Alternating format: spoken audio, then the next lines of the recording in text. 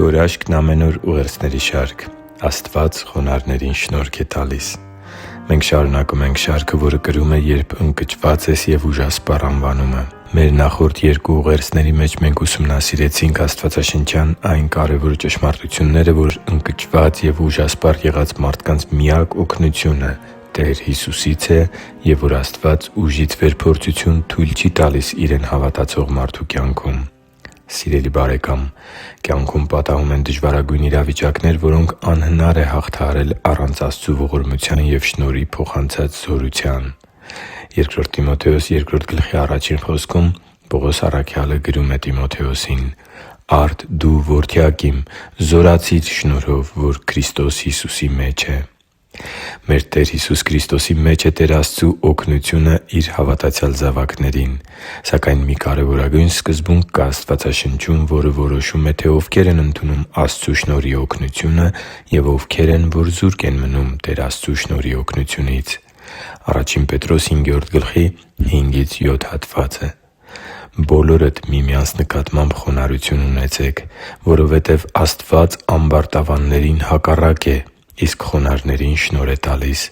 Աստծու հզոր ձեռքի տակ խոնարհվեք, որպեսզի ձեզ ժամանակին բարձրացնի։ Ձեր ամբողջ հոգսը Նրա վրա գցեք, որովհետև Նա հոգ է տանում» Աստծու համար թանկ ու սիրելի՛ զավակ, Աստված խոնարհներին է շնորհ տալիս։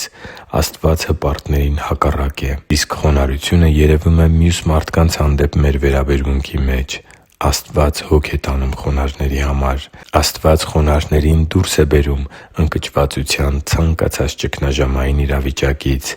Աստված խոնարհներին զորացնում է Իրենց ուժասպառության մեջ։ Աստված իմաստություն ու շնորհ է տալիս խոնարհներին։